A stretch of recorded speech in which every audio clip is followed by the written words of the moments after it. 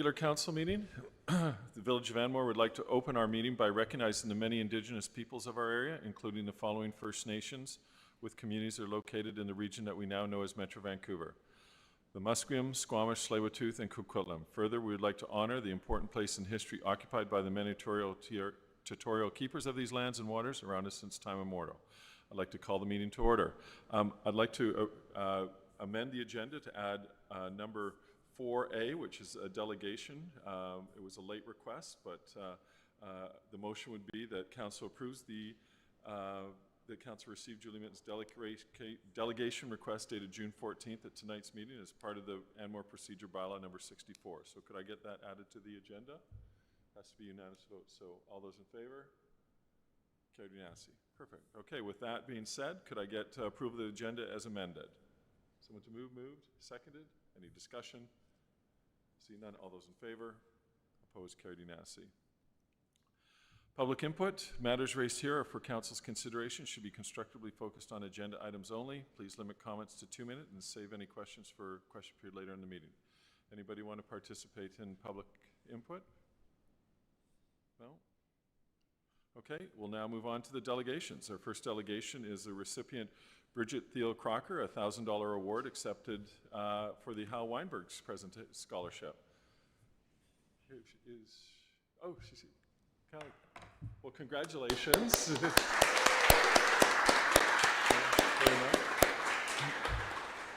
And I guess we'd like to get a picture with Council if that was all right. In front of the flags?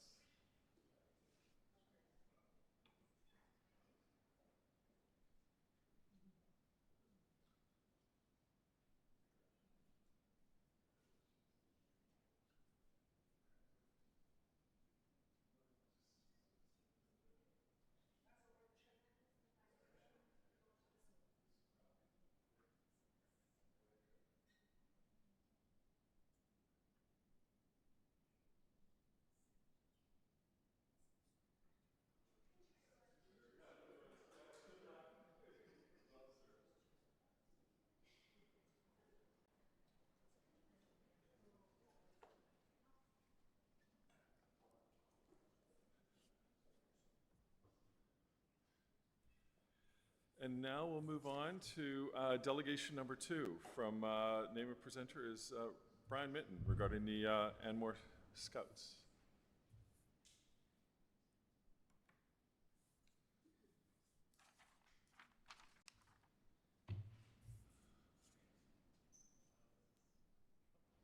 Is that working? All right. Thank you very much. My name is Brian Mitten. I live at 1092 Uplands Drive, and I'm here tonight to represent the First Anmore Scouts. Thank you very much for agreeing to add us to the agenda and for hearing us tonight. I'm here with a few of our youth and parent volunteers as well. Just going to ask if you could put the mic a little closer. All right. And the reason for this delegation is that the Scouts are hoping to host a couple of evening events in the coming months, and they'd take place here at the Hub. And it's our understanding that any events that happen outside of regular business hours will require Council's explicit approval. And so we're here tonight to ask if we can gain that approval. Both events are fundraisers for the Scouts, and obviously would be an enormous benefit to the organization, but we also see them as a great opportunity to have some community engagement and have something open up to more of the public in our community. The first event is an adult bingo night, and we would hold this on Friday, September 13th. That we would operate in partnership with the Anmore Youth Group, which have, have had several successful bingo, sort of family-oriented bingo activities here in the past. This one, as the name suggests, would be more adult-oriented.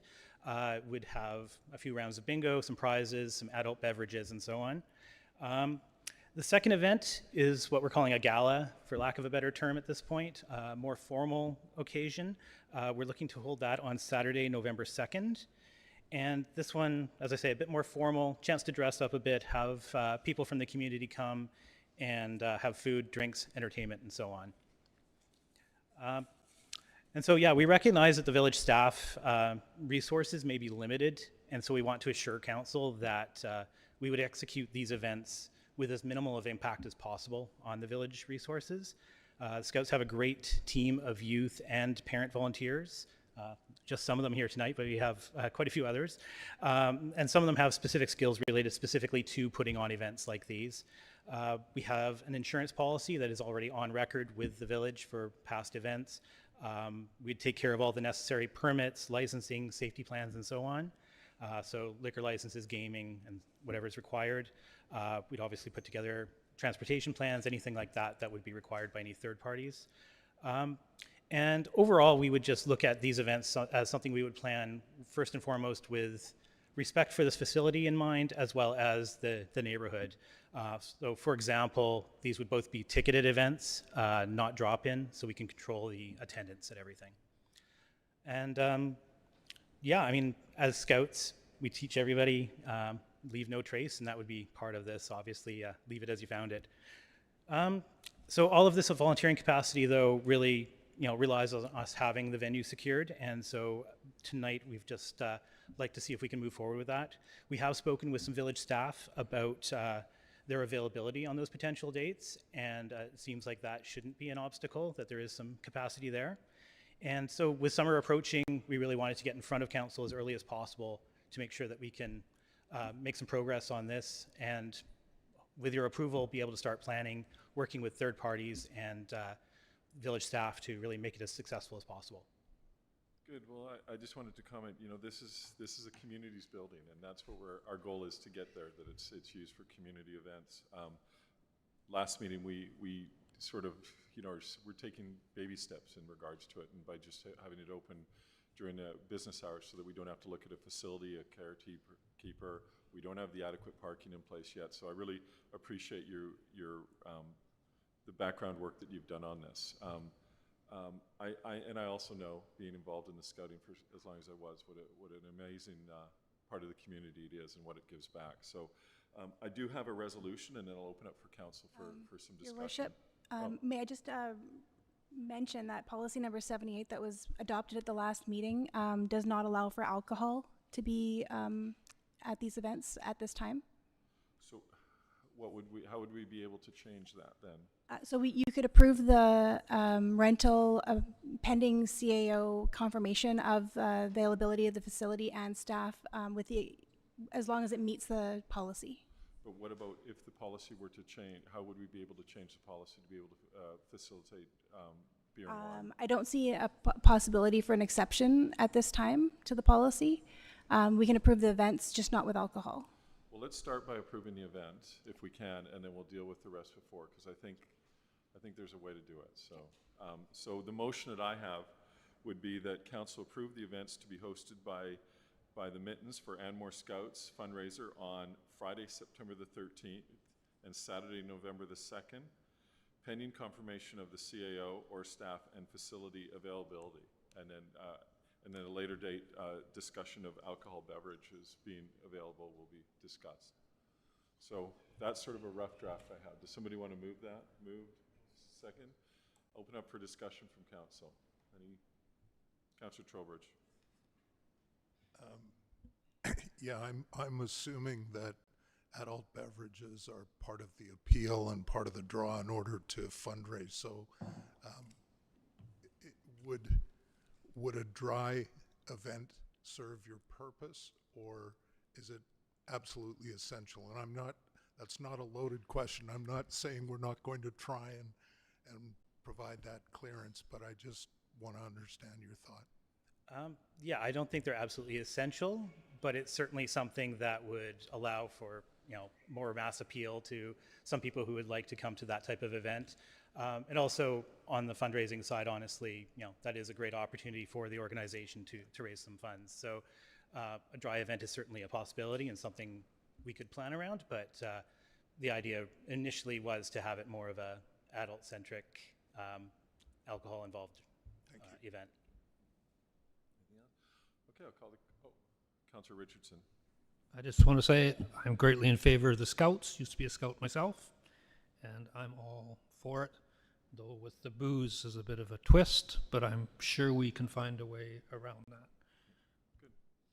Okay, I'll call the question. All those in favor? Opposed? Carried unanimously. Thank you very much, and we'll work with staff on how to be able to see that. We may have to come to council again with the policy adjustments to change that, so.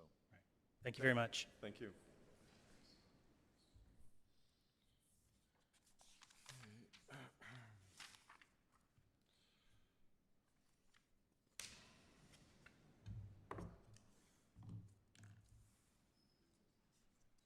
Okay, moving on to minutes of the regular council meeting held on June 4th, 2024. Can I get someone to move the recommendation? Moved, seconded. All those in favor?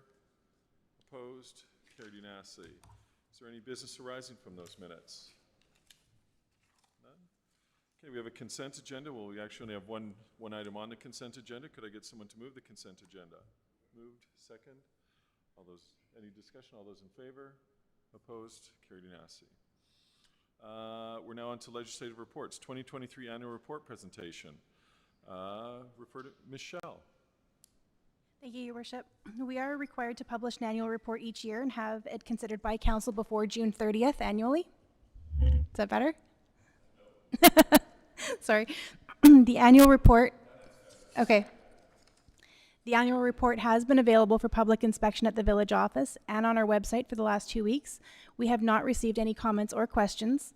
The annual report is before you for approval, and the recommendation reads that the draft 2023 annual report as attached to the agenda be approved. Can I get someone to move that? Moved, seconded. Any discussion? See none. All those in favor? Carried unanimously. And I must compliment whoever did it on page 14. The photoshopping is amazing for our picture. Okay, we're now on to 9B, 2023 Management Report and Statement of Financial Information. Ms. Martin.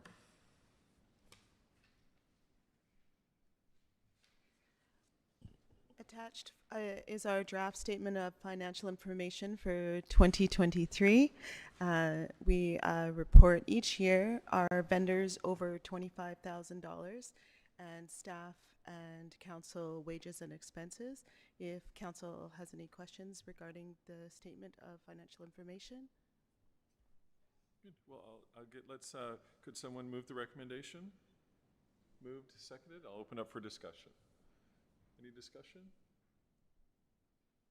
See none. I'll call the question. All those in favor? Opposed? Carried unanimously.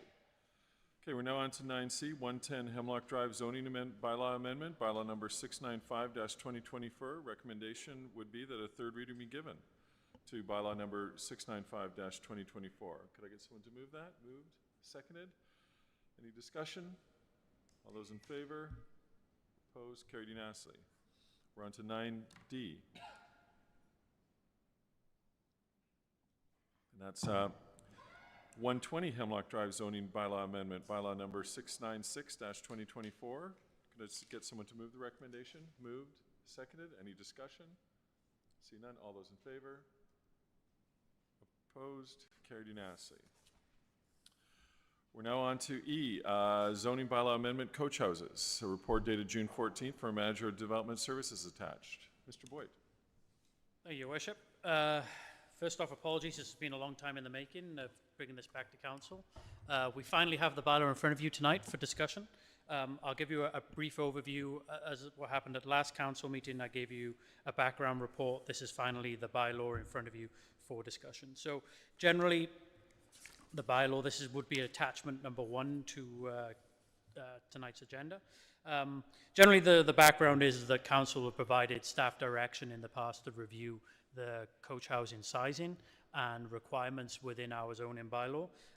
The main reason was it was identified that the coach house size was attached to the existing property size, and that 25% of an existing property can only be the size of the coach house. So staff have gone away and reviewed the existing bylaw and come back with a number of recommendations to change the existing zoning bylaw to provide more clarity on coach house sizing, definitions, and within the same area provide some more definition regarding basement exemptions, regulation and use within the zones. So I'll just perhaps walk us through the proposed bylaw and I point out some areas that perhaps should be discussed further tonight. Is it possible you can do feet in some of these things too? Because that's what we're probably, us old schoolers would be a little Sure. bit more I accustomed can, to. I can help out with that change for sure. Thank you. Okay, so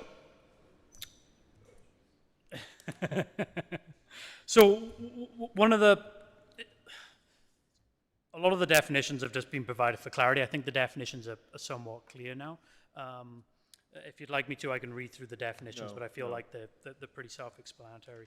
So one area within the bylaw that should really be considered by council tonight is in regards to the garage exemption allowances within zones.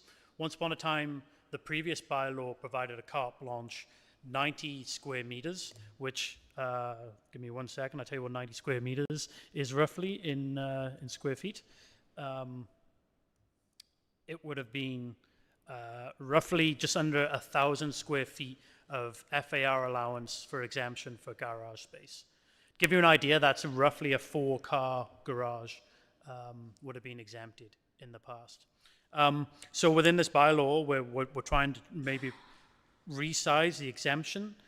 No, one thing not to get confused with, this is an exemption, so this is in and above the FAR that you're allowed to build. It does not mean you're only allowed to build up to this size of garage space. So if you get an exemption, say on a third acre of 30 square meters, it doesn't mean you can only build a garage of 30 square meters. It means anything above that will be taken away from the allowable FAR. So it's just kind of an important distinction to make here. Again, this has decreased compared to what was allowed previously in all of our zones. Previously, it was allowed a 90 square meter exemption in every zone, more or less, okay? So it's important that staff have come back with some recommendations to perhaps resize this in regards to the existing parcel size. So for basically RS1, a 90 square meter exemption, it would stay as was previously in the bylaw. For half an acre up to 1 acre, 70 square meters. 70 square meters is roughly a 3-car garage. Okay, so that's kind of an important distinction here. And then below that, really then towards the third acre, you get a 50 square meters, which is only a 2-car garage. And then below that, basically one car port garage as free exemption. So just provide you council with some clarity on those numbers and perhaps the reason behind it, trying to right size the garage allowances. Okay, section 5.25, basement exemption. Perfectly frank, this was an opportunity for the staff to clear up some I would say, unclear language in the previous bylaw, which meant that further you came out of the ground, the more exemption you got on your basement. It should clearly be the other way around. The further your basement is sunk into the ground is how you should get the exemption. So on this one now is as long as your basement is 4 feet below the existing grade, it would then be exempt from the FAR. Provided some more clarity on secondary suites and how we define secondary suites now within this bylaw. This is in conjunction with the previous updates that we did at the last council meeting regarding Bill 44. An important note here is a maximum of a floor square area of 180 square meters. So again, 180 square meters is actually roughly just under 2,000 square feet. Okay. And then for the coach house, again, a further definition of the coach house and how the floor area would work. Again, try to size these in a certain manner. So roughly within an RS1 lot, you get an allowable FAR for a coach house only of 180 square meters, just under 2,000 square feet. For a half acre, up to an acre, or just below an acre, sorry, 100 square meters, and the same for a third acre to a half acre, and then no coach house allowance below a third acre. Can I just, Yeah. what page are you on there? This is page 125 Oh, okay. in your in the agenda. 125. I could see some people looking a little puzzled at what you're Sorry, I'm reading. So this is attachment 2 of the report. So it's the actual bylaw. Okay, and then section 6.73 tries to define. Well, it does define how many dwelling units you're now allowed. So in relation to this, an RS1 lot, typical RS1 lot, 1 acre, you'd be allowed up to 3 units. So that would mean you'd be allowed your principal, a secondary suite, and a coach house. Or it could also be defined with a new update, it could be a principal and 2 secondary suites. We're only allowed up to 3 units within that zone. That provides further clarity. In the past, our past zoning bylaw was a little difficult to interpret between those numbers. Now, a half acre up to 1 acre, there'd only be allowance of 2 units. Again, how this would work, if we go to, the way this would work would be generally, you'd be allowed a suite or a coach house in addition to your primary dwelling unit. The same for up to a 1/3 acre to a half, and then below that, anything below a 1/3 acre would actually only allow for a suite and no coach house. Okay. Then there were some general updates to section 6. We've gotten some definitions. And then on to RS1, some just general changes to the front yard setbacks and providing some more clarity through the zone of this. And now, one question I have had raised to me in the past, here is accessory buildings. We've marked this down to only 1. In the past, it was 2 because it included 4 coach houses as well as accessory. So to put this in context, in the past, you could have had your primary dwelling with, say, a secondary suite, and then a barn and a garage. The barn and the garage would not have been included as a coach house. They just would have been accessory structures to your property. Now, with this new change, it would mean that you could have a principal, a coach house, and only 1 accessory building attached to it as well, not 2, because we're looking at the coach house as being an accessory building. And how big could this accessory building be? Up to 120 square meters.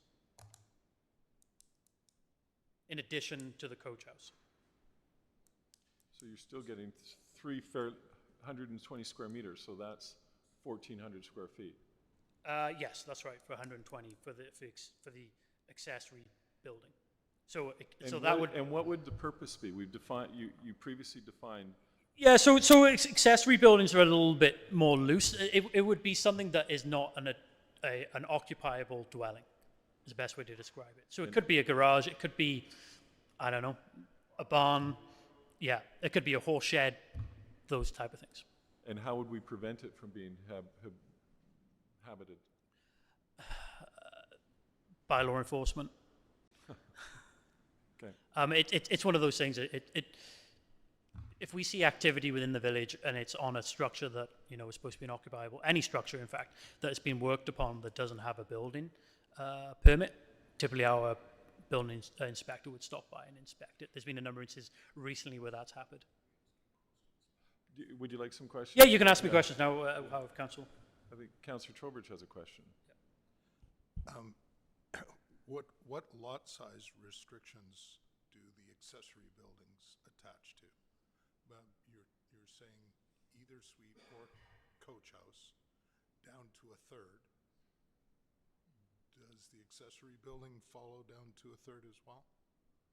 Yes, it would go through each individual zone. The one that's in here right now is just regarding the RS1. So if you looked at the whole zoning bylaw, you'd have to go to, say, CD7 to see what was allowed for accessory buildings within CD7 or CD8 or what have you. That's still defined within those zones. But what this is applying now, implying, is you could have 3 structures on a 1/3 of an acre. No, sorry, let me clarify. What I just talked about was just for RS1. So you'd have to read. So if I went to Anmore zoning bylaw currently and you scroll to, say, CD7, it would stipulate that you're only allowed a secondary suite. Okay. Or a coach house within that zone. What about going back to CD1, 2, and 3? They're unamended currently with this. This is just to provide clarity on what a coach house is defined as within our bylaw.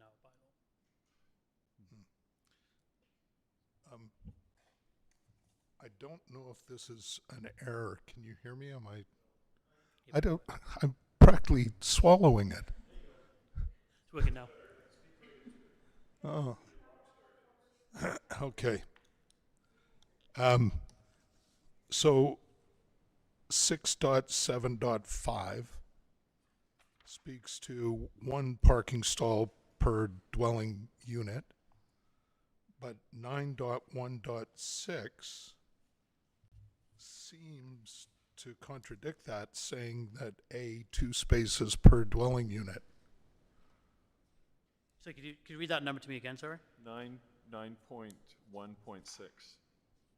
A. Yeah, so that's just in relation to RS1. And 6.7.5 says a coach house shall provide a minimum of 1 parking stall for the dwelling unit. The other one says 2 spaces per dwelling unit. Yeah, perhaps that's an oversight from staff here. Typically what happens in a bylaw when there's 2 points to be clarified, it's the more extenuating one that you'd have to apply to. And I'm okay. I'm not trying to pick on a typo. Yeah. I just want to know what our intent is. Is it the 2 or the 1?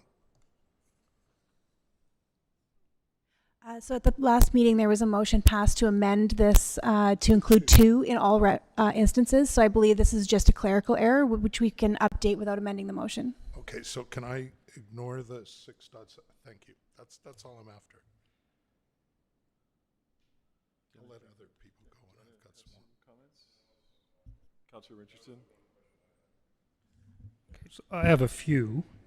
So to be clear, when you say suite is 180, if you have a RS1, a suite in the house, and a coach house, the combined size is 180, or the coach house is separate and you get 180, and inside the house you can also have 180.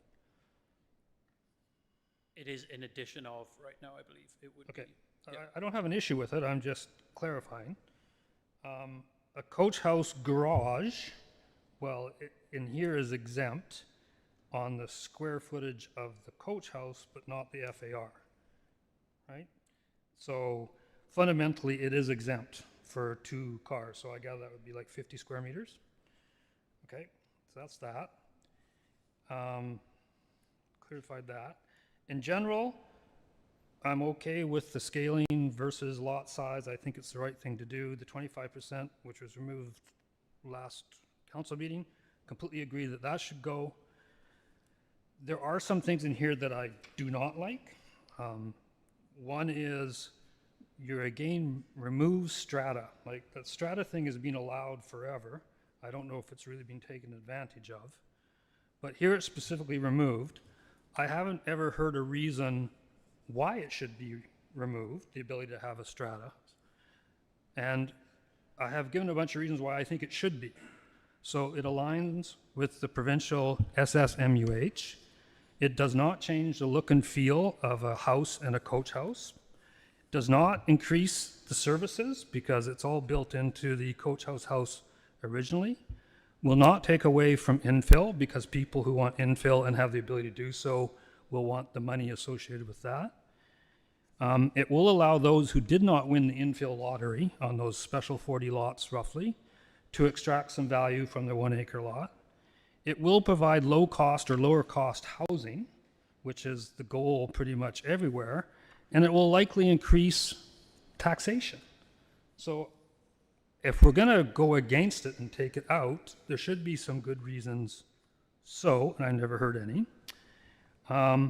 There's another line in here which essentially we say that the registered owner on land titles must reside in the coach house or the main house.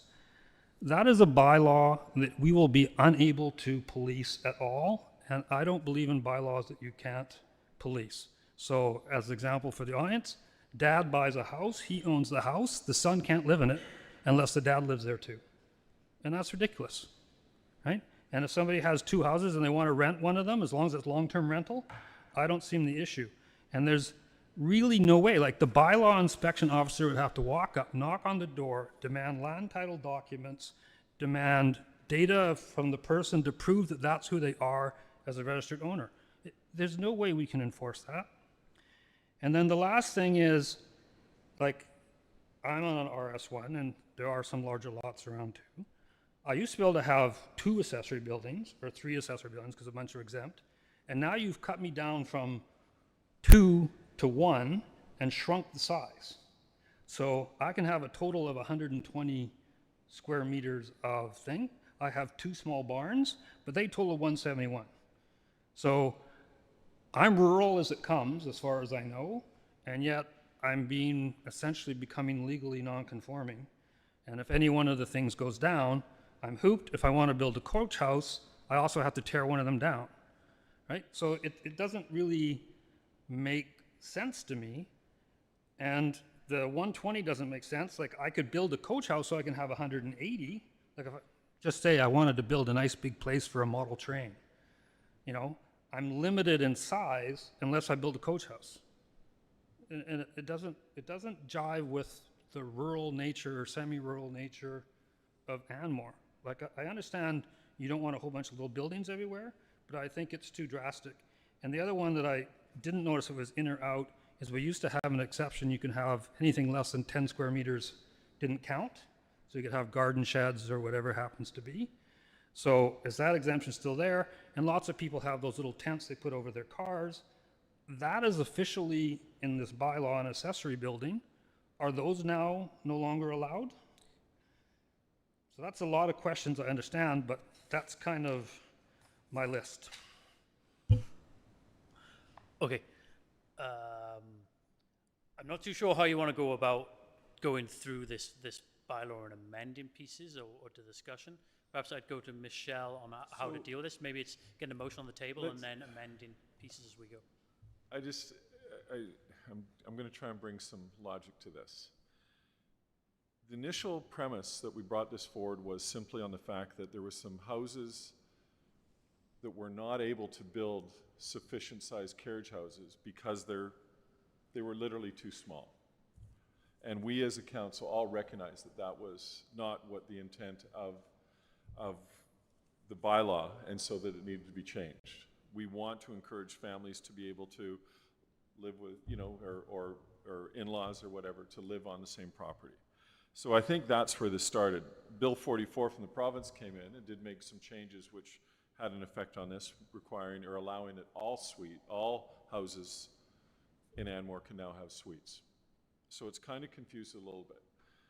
The stratification thing is just another way around rezoning. Like, and I don't even think it's the topic of conversation that we should be really having this evening, to be honest, but if council wants to have that debate, that's fine. I think I've seen enough problems with the stratas that we have in this village over my 15 years of being on council. So, but you know, I'm open to that. But I think what we need to focus on is some of the language, because we need to get to the point of, and I'll just keep it really simple in your thing. So what are we going to allow on a property that's sized up to half an acre? Is that a suite? Is that what you have down it as? It could be a suite or a coach house. Suite or coach house. What about a third of an acre? Same again. A Same suite again. or a coach house is how it's currently written. I personally think that's too much massing on a property for a third of an acre. I would be fine with up to half an acre, or half an acre to an acre being a carriage house, personally, and then from an acre and above, of course, a carriage house and a suite. This other adage, or this conversation about this accessory building, is somewhat new to me. And I built in 2006, which I don't think this has changed much, and we weren't allowed to build buildings. And there's also been people that have actually come to this council, have built significant houses on streets, and have actually asked to get another building when we said no, because there's just nothing left. So I'm at a little bit of a crossroads. I think a third of an acre, and I look at some of the developments that are thirds of an acre, like the Crystal Creek, a lot of the houses in Crystal Creek, and they're great. I couldn't imagine any more building go on there. I look at half an acre, i.e. Ravenswood, Dogwood, some of those subdivisions, and I think what makes Ravenwood and Dogwood look so special and so unique is the fact that there's only one structure on them up to half acre.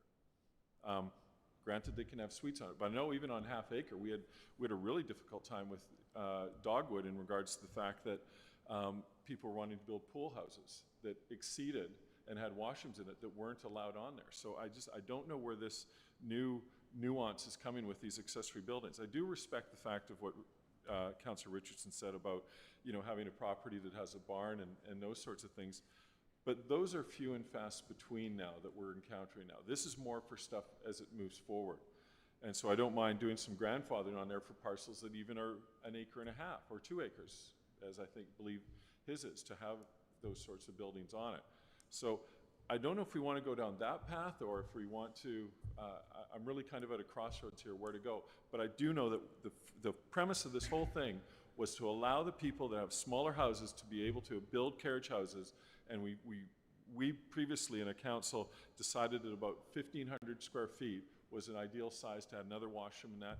My other big concern that I had in this report was the 2 enclosed garages. Because I can tell you, as Councillor Richardson so quickly said, how do we do things that we can't enforce? And I've seen it so many times where garages are simply enclosed and it becomes livable space. And we can't do anything about it, basically. So now we have a 3,000 square foot carriage house.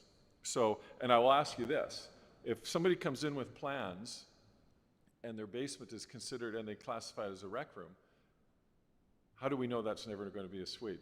We can't enforce that. So that's the challenge that we have. So I think it needs to be very prescriptive in the size of the lot as to what we're allowed on it. And then from there, we can get into more of the technical stuff. But I think that's where we need to start first. Councillor Trowbridge.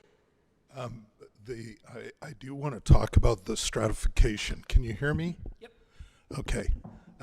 Because it's in there as restricted, and I very much support keeping it restricted. Even though the visual character of a principal residence, a suite, and a coach house wouldn't change if it was stratified or non-stratified, the fact is it would be 3 titled residences that could be sold individually. It creates a different environment in terms of how the village manages it. So for example, if we allowed that, every lot that's stratified would not fall under our jurisdiction of control. So if there was an issue that with a neighbor or something like that, that they wanted any kind of intervention, we can't deal with that.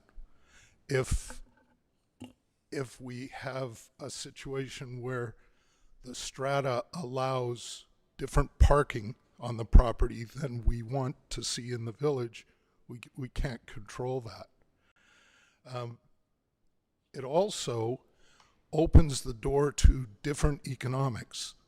If we, I want to be clear, Chris, I'm not at all opposed to having a suite and a coach house and a principal residence. That's something I actually spoke about and supported. But if those were stratified into 3 titled dwellings, we're encouraging developers to come in and cherry pick the old homes on the acres, which we have, and buy them at a price, scrape the house, build essentially what is a duplex for the principal residence and a second house, especially when you're talking about 180 meters. 2,000 square foot house is, we think of it as small, I guess, in our community, but I think that's a little diluted. A 2,000 square foot house is a large house. And now you're encouraging developers to completely change the character. And when you talk about aligning with more affordable housing for the province, I heard over the last 10 years, residents say that they did not want densification or a change of character within the existing neighborhoods within our village.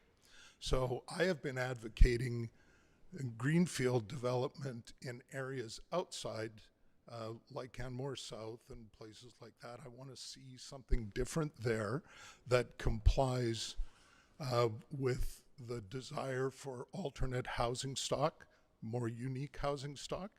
But unless something's dramatically changed with our residents, I've heard them say for 10 years, we don't want densification next door to me. We don't want densification in this part of the village. Stratifying those lots would create just that. That's exactly what it would bring.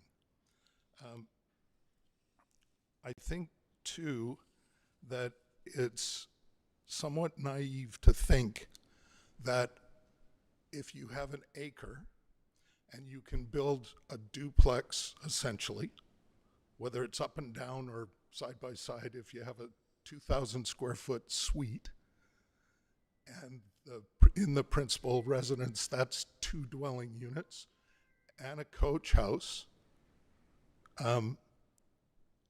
I think that it's naive to believe that that would not inhibit and perhaps end the infill project. And we would, one of the things about infill that I'm happy about is that even people who can't qualify for infill benefit by the CAC contributions to the village. In a stratification situation, that wouldn't exist. So I don't see a benefit to residents outside of the individuals who are subdividing or stratifying, which is a subdivision, by the way. If you stratify those, you're subdividing that lot. I see how it could benefit people who have large properties in terms of increasing the value of each one of their acres. In fact, I'm one of those people, but because it benefits me, and I know that it doesn't benefit the community at large, I can't support it.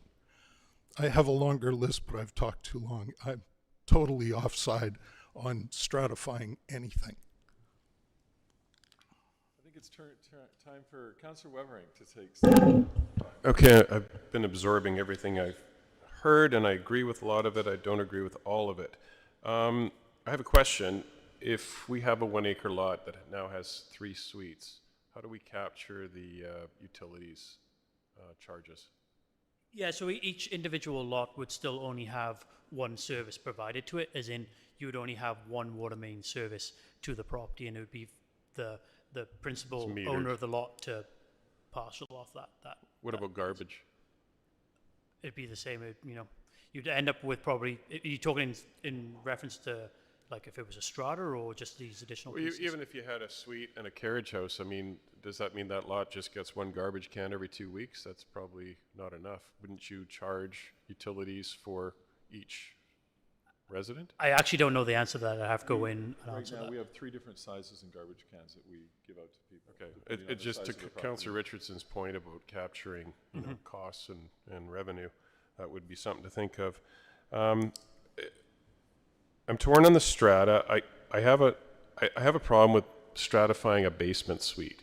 It's great if you have a family and your son lives in the basement suite and your daughter lives in the house and you live in the main house, but all of a sudden the son gets transferred to Fort St. John, and what are you going to sell that basement suite? I think that could be difficult. I don't know if I'm comfortable with the thought of a strata.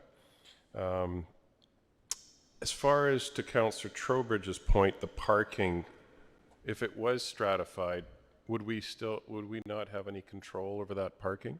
I mean, we still have our bylaws. Like, do our bylaws trump the strata bylaws? No, they don't trump. They'd have to abide by it. But typically, what happens is when you have the Strata Act and the Local Government Act on top of each other, it adds some complexities of how to deal with certain situations. I know that's kind of ambiguous answer to your question. Okay. So we could lose some control. Yeah, quite possibly. Okay. Also, to Councillor Richardson's point, and I noticed the same thing, the 10 square meter building, I mean, somebody could build a garbage shed that's, 30 square feet up near their fence. Would that be non-compliant? You generally, you're not subject to the building code if you're on under 100 square feet, and I sort of thought you weren't really subject to setbacks either. Yeah, I correct me if I'm wrong, Councillor Richardson. I think that's more in reference to our existing building bylaw with some of those areas that staff need to go back and look at the building bylaw as well to amend some of those pieces, because within our bylaw, I actually quickly searched this evening regarding the 10 square meters. The 10 square meters referenced within our zoning bylaw is to actually relax the setback requirements for a structure that's less than that. It doesn't actually say it's exempt, but I think if you go into the building bylaw, there's other areas then which provide relaxations. Okay. And just as a general statement, you know, to Mayor McEwen's point, you know, there's certain neighborhoods that have a certain look and feel, and it doesn't make sense to upset that. Then there's areas of Anmore that are quite free and open. And I think, to Councillor Richardson's point, having a barn and a garage and maybe a hobby shed, I don't think it ruins Anmore. I mean, Anmore was kind of built on that form of development. So I don't know how we accommodate everyone. I think we're trying a one-size-fits-all here, and I just don't know if it's going to work. And I wonder if there's a mechanism that we can put in place to have a base bylaw, but an appeal process or an amendment process where, look, we've got a concept for our property, particularly on the 1 acre properties. Because there are a lot of people that moved up to Anmore, bought their dream property and had a vision for it. And it may not comply precisely to this, but it's not a bad vision, you know? I wonder if there's a mechanism. I'm a little uncomfortable with this being so rigid, and it seems we're taking a little bit of that freedom away. So I'm wondering if we need to do a bit more work on this. That's what I'm hearing tonight. And that's all I have to say. Councillor Richardson.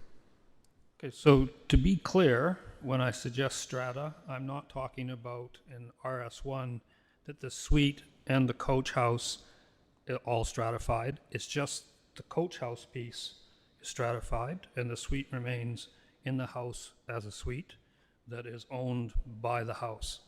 I can see issues if you get too much stratification, but on that simple structure, for the 2 units, I don't have an issue. I've heard lots of constraints about size, and you know, it's a fair point that Councilor Trowbridge made, that you could make a 4,000 square foot house, which is essentially a duplex, and then have a carriage house. We could do something like the old bylaw, which had a maximum combined. So it used to be, I think, 120 meters squared total suite and carriage house. Correct. And you could have all carriage house or all suite. So maybe you relax this and you make it, you know, maximum coach house is 150 or 160 or whatever the number that is agreeable to all is. And then if you have a suite, well, you have to keep everything under 275 or something along those lines. So it makes some constraint. So there's a maximum on each portion, and then there's a maximum of the combined. And that sort of gives the flexibility for people to do what they want to do and not overpower, you know, everything. And with respect to developers coming in and buying houses and tearing them down and building something else, that's what they do everywhere. And there's really nothing you can do to stop that. There's lots of houses in Anmore that were built 60, 70 years ago. When those owners pass on, I'm pretty sure their family will sell them, a developer will buy it, and he will tear it down immediately and build something else. And like, when I read the bylaw as is, like, I can build a 100,000 square foot house on my lot, but I can't have more than 120 square feet of accessory building. And that doesn't, or square meters, that doesn't make any sense to me. And like on the basement thing, you can keep going down forever. Like I can build a 200 as long as I go down. So there has to be some limits on that. And I think Anmore is more poorly served by the monsters of 11,000 or 12,000 square feet than they are by, you know, smaller buildings here and there. I don't have a problem with a coach house on 1/3 of an acre. Shoot in Anmore, you have laneway houses on 1/10 of an acre. So there is a balance that can be made that sort of appeases everybody's look and feel. But right now in Anmore, we don't have look and feel bylaws. We don't say you have to have 3 gables and a door of this size and a number of this. And I don't think Anmore should ever get into that. Thoughts? Many. I think maybe I would refer back to Michelle here on be able to get direction back to staff of. I've heard clearly tonight there's some things you don't like within the drafted bylaw. So, you know, Chris, I guess the frustration I have is the people that have been waiting patiently to be able to just do this simple one aspect of this, which is changing our bylaw so that they can build up to a certain size square footage, which is already in existence, the 1,500 square feet for a carriage house on RS1 lots. Is there any way we can expedite this? Because this obviously is going to take some work. the good news is, as part of the Bill 44 bylaw, that 25% rule was removed at that point. So it's back to just the existing bylaw, which I would say just is a little difficult to interpret of exactly what you're allowed on a lot. But to answer Mayor McEwen's question, I think at this point in time, those people have enough information to go upon to be able to draft plans and bring it forward just in compliance with what is in our bylaw right now, if that makes sense. On Bill 44, okay. Yeah. Good, okay. Yeah. Good, well then Michelle, what do you, should we put this back to the workshop to get some more work done on it and some more? Yeah, so the recommendation here is to give it first and second reading, and then we could schedule a committee of the whole to get consensus from council on what other amendments to make. I would suggest a committee of the whole first, just so we can have a workshop and work through a lot of this, because I think some of it does, you know, we're trying to, and kudos to Mr. Boyd. The existing bylaw that was there double spoke on several things. It didn't make a lot of sense if you really read it compared to the zoning. So we knew this was going to be a challenge, but I just don't want to hold anybody up any longer. But I think that we should schedule a committee of the whole meeting to actually really get into what we have here and work through it. Mr. Boyd? Yeah, I suppose maybe for my own benefit a little bit for staff here to come back with another draft bylaw is what I'm hearing for committee of the whole. There's some things here that there's been discussion tonight, some for, some against, and maybe just to help us a little bit would be, I don't know if it's appropriate, Michelle, to have a vote on certain sections of this bylaw, or if there's comments. I didn't really hear many comments tonight about the definition section. It seems like the definition section seemed to be, perfectly frank, the definition section would actually help a lot in our current bylaw as well, to kind of even just clear that up, because some of the existing definitions cause I'm good with issues. the definitions are much clearer. Okay. Yeah, I am, yeah. Yeah. Yeah. I read it. So I the was general fine with it. consensus is the definitions are good. It's just really, we want to talk about what is going to be applicable, what can be enforceable. I think that's the key thing, is what can be enforceable. For sure. And I suppose then with the garage, the sliding scale tonight, I heard general, it was okay. But it sounds like maybe we wanted some more debate on that section as well. The garage is definitely is a debate. I wouldn't be in favor of having a two-car enclosed garage on carriage houses. Okay. Seeing what's happened. The basement exemption piece, I think, again, I didn't hear too much on the basement exemption. It cleared up how a basement is supposed to be exempt. I think that I'm personally fine with that. Yeah. Okay. Oh. The answer is yes, currently, if you really wanted to. But there's also a yes is the answer. And typically within the type of zoning bylaw here is that the reason you get it exempt is kind of along the lines of it doesn't affect anyone else within the area. You can't see it. It's not really visible. So if it goes down a number, typically it's like, do you really care? And also, to be frank, in Anmore, it becomes extremely difficult to go down deep because just the excavation requirements and stuff. So we could make a note on that, and no problem, that we could say only one basement is allowed, one story of basement. We've received plans in the past that kind of do show, but it was typically because it was on terraced lots, or extremely steep lot, so it kind of looked like, yes. I wouldn't want to see us limited to a single-story basement. I've seen, matter of fact, I was just in a development in Ontario, and a friend of mine who's a car collector has 2 stories with a lift, and the front of the house is 3 bay doors. It looks very normal, but he's got 10,000 square feet of garage subterranean. It doesn't bother anybody. It's way better than, and he has 5 acres. It's way better than building a massive structure. So I'm fine with going down. Okay. It sounded like there was some more discussion on secondary suites, so I'll bring that back. I think your worship may.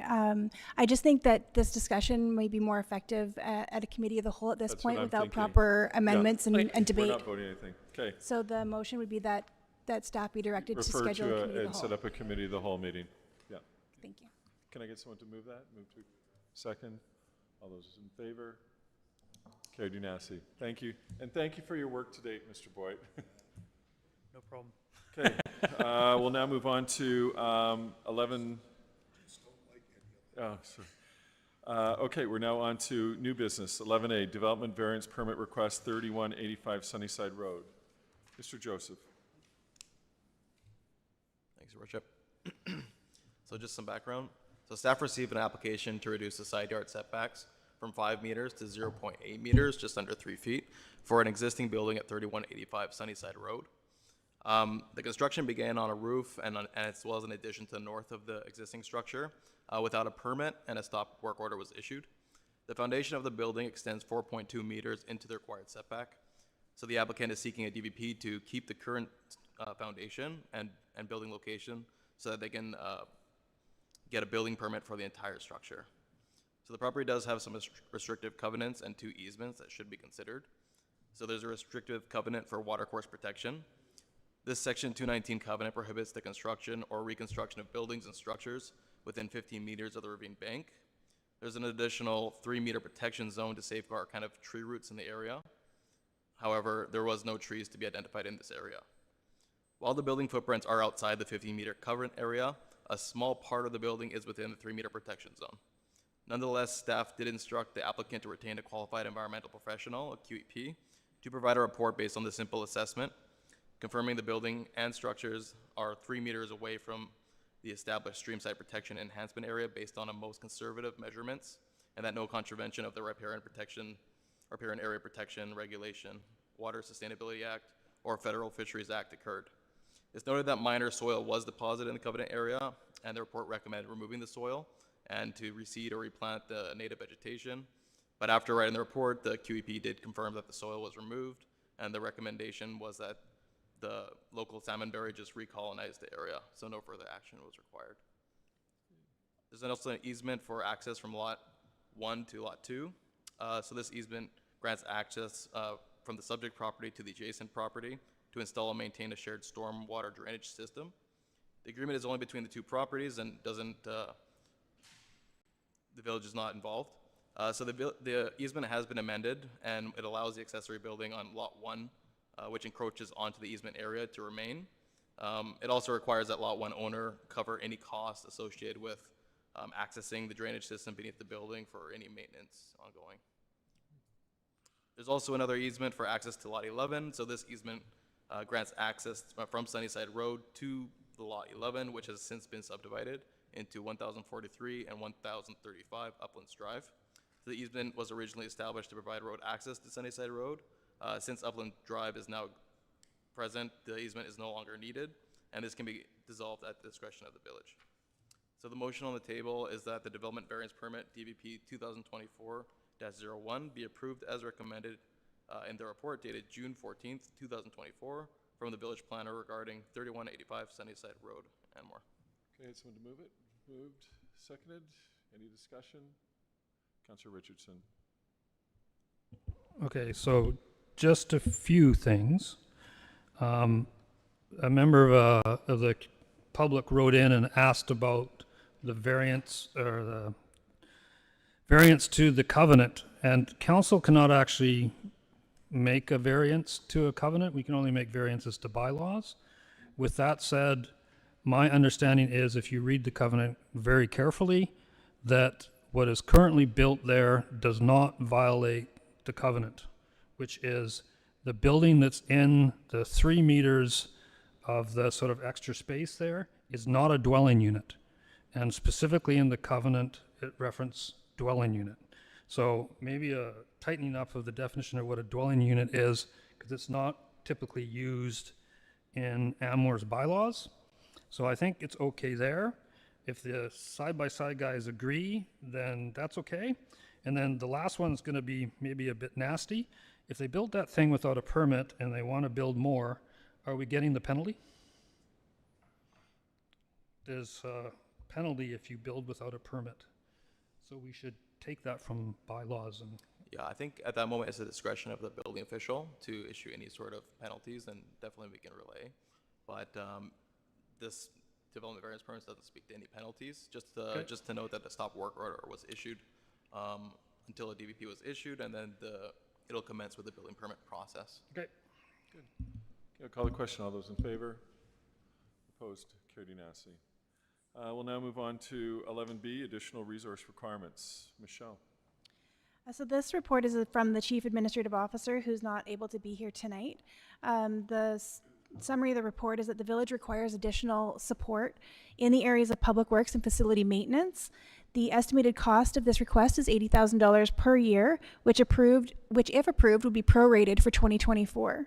So the recommendation is that ongoing funding for additional public works and facility related support of $80,000 per annum be approved to be funded from accumulated surplus for the balance of 2024. Get someone to move that? Moved, seconded. Any discussion? Councillor Richardson. The trouble I have since the last time this was discussed is this is a permanent thing forevermore going on our taxes. And I've noticed our tax rates compared to other municipalities are getting closer together, and they have many more things than we have. So I'm worried our taxes are getting out of control. Is it any possible that something can be cut in a future year to cover this cost so we don't have to borne this? Like, for example, if we took out the dump truck, we could cover this for 5 years, right? So there must be something we can do to kind of not put this onto the taxpayers. I know that, this hall needs support, and, Anmore's getting slightly bigger, but it's, we're not that much bigger, and I think we're getting a little bit out of control. So that's my... Any questions, comments? Okay, I'll call the question. All those in favor? Opposed? Carried unanimously. Thank you.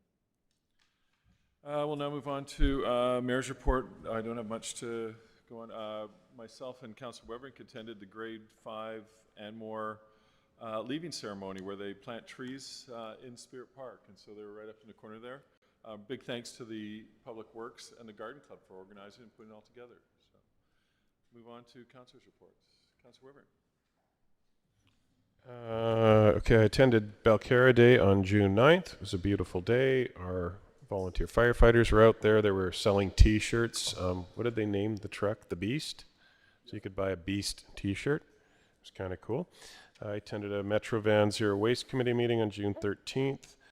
I also attended, not so much related to council, but it was an event called Wings of Hope on June 11th, put on by an organization called Anmore International, and they're building a school in rural Nicaragua, in part of Nicaragua that has nothing, no power, and it was quite an interesting event, and I learned a lot. As Mayor McEwen said, I attended the Anmore Elementary tree planting, and earlier, I attended a home rescue event in Coquitlam. Now, this is interesting how some areas are changing at a rapid rate. This was a property in Coquitlam near the SkyTrain station in Burquitlam. And if you've looked at that area, it's all being rezoned. It's condos, towers. Well, these houses, it was actually one lot that they built 4 houses on, talking about stratified individual lots. These houses were 8 years old, and already this neighborhood has gone even farther as far as rezonings and densification, that these houses were part of a land assembly that a developer bought is going to build a 6-story condo. So these houses are being moved by Nickel Brothers to the Matsqui First Nations property in Agassiz. So it was very interesting. And that's it. Councillor Trowbridge. Yeah, I have only one short thing. On Saturday, I attended a fundraiser for the Canuck House, which, if you're not familiar with what they do, they support families who have terminally ill or seriously ill children. The goal was to raise $1 million in one day. They raised 800,000 last year. The count has not been tallied, but we're expecting to get very close to that goal. Good work. Good job. Need nothing? No? Okay, Chief Administrative Officer's report. Michelle. Just a couple of things. A reminder that the tax due date is July 2nd. If anyone was not able to attend one of the Anmore South workshops that were held at the Hub last week, there is a virtual workshop tomorrow night, June 19th, from 6:30 to 8:30 p.m. Information on how to register for that is available on our website. And there is an Anmore South Technical Open House on Tuesday, June 25th from 5 to 8 p.m. here at the Hub to learn about the results of the assessments completed for technical studies required as part of the development of the neighborhood plan. There's no registration required for that event. Thank you. Good. Thank you. Yeah, Mr. Boyd. So the residents may have seen that we sent out a mail out regarding the June 25th Anmore South Technical Open House. Within that correspondence, it talks about the technical reports will be posted up for viewing. They haven't been posted yet. They will be prior to the June 25th. Sorry, they just haven't been completed quite yet, but as soon as they are, we will actually post them up online.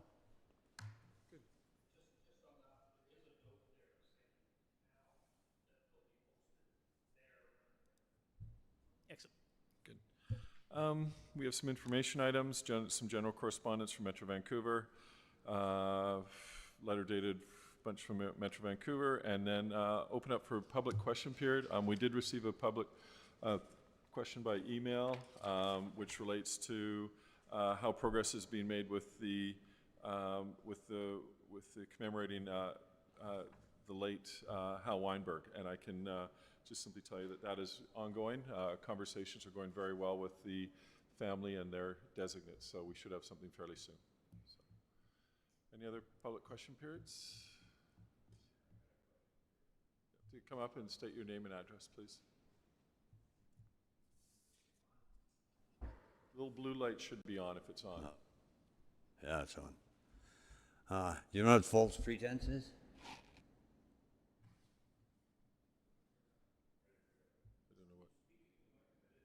Do you know what false pretense is? Do you have a question? Yeah, that's the question. False pretenses. No, you don't. Okay, it's fine. Thanks. Anybody else have a public question? Please. Just to clarify, if you have one Name and address. Yeah. Sorry, Karen Palmer, 708 Spence Way. If you have one principal residence on your property, you can build a coach house up to 180 square meters? Yes? Maybe we can take this one offline together. Perfect. We I would love talk that. Together. Thank you.